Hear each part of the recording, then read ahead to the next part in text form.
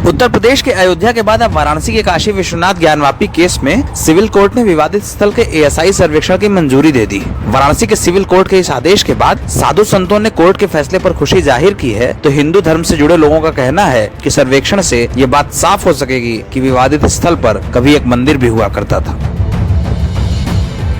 अखिल भारतीय संत समिति के राष्ट्रीय महामंत्री स्वामी जितेंद्रानंद सरस्वती कहते हैं कि सिविल कोर्ट ने काशी विश्वनाथ और ज्ञानवापी केस में जो फैसला सुनाया है वो स्वागत योग्य है। कोर्ट के फैसले के बाद काशी विश्वनाथ के मुक्ति का मार्ग प्रशस्त होगा।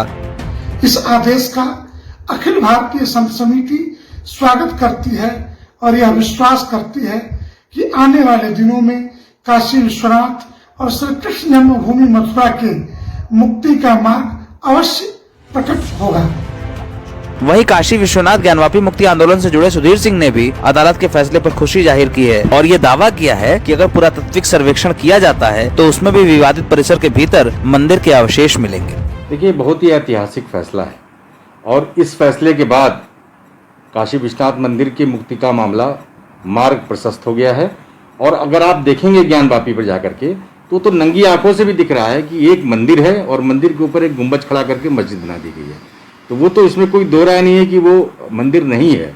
और काशी विश्वनाथ का ज्योतिर्लिंग पुरातन मंदिर है और अब जबकि उसका सर्वेक्षण होगा तो निश्चित रूप से उसमें सारी चीज़ें, मंदिर के सारे आधार मिलेंगे और एक कानूनी लड़ाई एक नए रास्ते पर चलेगी और जल्दी ही इसका फैसला आएगा, हमको ऐसी उम्मीद है। याचिकाकर्ताओं ने कोर्ट में दावा किया है कि मौजूदा विवादित ज्ञानवापी परिसर आदि विश्वेश्वर का मंदिर है। दलील ये भी है कि मुगल बादशाह औरंगजेब के फतवे के बाद 1664 में आदि विश्वेश्वर के इस मंदिर को तोड़कर ज्ञानवापी मस्जिद बनाई गई थी।